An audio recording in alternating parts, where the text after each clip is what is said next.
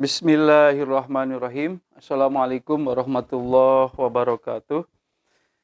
Alhamdulillah kita bisa berjumpa kembali di Forum Indonesia Bergerak. Kali ini saya akan mengulas sebuah tema yang sederhana, sering diucapkan di berbagai tempat oleh para tokoh agama. Dan kita akan mencoba mengusung tema itu dengan judul ibadah. Sebagaimana yang Allah firmankan bahwa tujuan penciptaan manusia itu, Allah bertujuan menciptakan manusia itu di antara tujuannya itu adalah agar manusia beribadah kepadanya. Sebagaimana dalam surat Az-Zariyat ayat 56, Allah berfirman Bismillahirrahmanirrahim, yang artinya, dan aku tidak menciptakan jin dan manusia, melainkan supaya mereka mengabdi kepadaku atau beribadah kepadaku, kata Allah. Hadirin Forum Indonesia Bergerak, siapapun, dimanapun dan kapanpun keberadaan manusia, ia sedang melakukan atau memberikan ketaatan, kepatuhan, dan ketundukan pada sesuatu atau seseorang atau yang lainnya yang dianggap memiliki kekuasaan lebih atasnya. Sesuatu itu bisa dirinya sendiri, hawa nafsu dalam dirinya, manusia yang lain, Firaun, dunia dengan segala bentuk dan isinya, materialisme, atau Allah Subhanahu wa Ta'ala. Jadi hampir tidak ada manusia di belahan bumi ini yang tidak sedang melakukan ibadah. Masalahnya, siapa yang diibadahinya? Itu kurang lebih. Itulah Tuhannya. Dari sudut pandang di atas, sebenarnya tidak ada manusia yang tidak bertuhan. Semuanya memiliki Tuhan. Namun seperti apa Tuhannya? Itu yang membedakannya. Ketika kaum ateis menolak Tuhan yang gaib, tanpa disadari, ia sedang membuat Tuhan melalui materi yang kemudian ia jadikan falsafah atau ideologi yang kemudian ia patuhi, turuti, dan bahkan menyebarkannya lewat paksaan dan kekerasan. Ibadah yang berasal dari kata abid, yang berarti budak, mengharuskan adanya ma'bud yang ditaati dan dipatuhi. Karena manusia diciptakan oleh Allah, maka Allah dalam hal ini harus diketahui dan disadari sebagai pemilik manusia.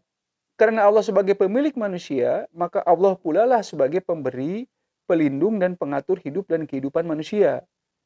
Dalam hal ini, kesadaran itu akan menghilangkan rasa takut pada siapapun kecuali Allah.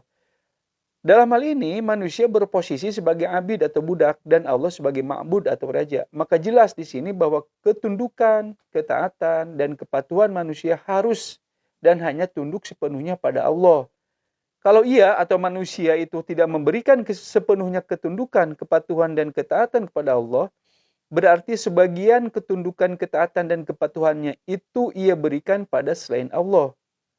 Ada Tuhan selain Allah. Sikap seperti ini secara teologis berbahaya karena bisa jatuh ke syirik atau musyrik orangnya. Allah sebagai Malik atau Raja yang kekuasaannya melingkupi seluruh alam semesta yang di dalamnya ada bumi yang disinggahi manusia. Hamparan bumi yang luas inilah tempat manusia memberikan ketundukan, ketaatan, kepatuhan pada Allah seharusnya. Maka ibadah dalam sudut pandang Islam, ia memiliki dua dimensi.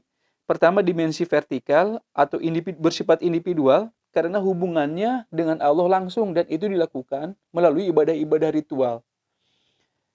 Dan kedua, dimensi horizontal atau sosial dan itu dilakukan melalui kegiatan sosial dalam segala bentuk, isi, dan manifestasinya. Menurut seorang mufassir, bahwa perbandingan antara ibadah ritual dan sosial dalam Islam itu perbandingannya 1 berbanding 100. 1 ibadah ritual, 100 ibadah sosial. Maka kesolehan dalam hal ini bermakna dua. Kesolehan dibangun secara individual dan kesolehan dibangun secara sosial. Hamparan bumi sebagai ruang kehidupan manusia yang begitu luas adalah tempat manusia melakukan aktivitas atau beramal. Aktivitas dalam ranah apapun dalam sudut pandang Islam harus dalam rangka memberikan ketundukan, ketaatan, dan kepatuhan kepada Allah. Jika ada satu ranah kehidupan tidak memberikan ketundukan, ketaatan, dan kepatuhan pada Allah, berarti ia sedang memberikan ketundukan, ketaatan, dan kepatuhan pada selain Allah. Berarti ada kekuasaan yang diakui dan diikuti selain Allah. Maka ranah sosial, politik, budaya, ekonomi, dan lain-lain harus menjadi ranah ketundukan, ketaatan, dan kepatuhan pada Allah.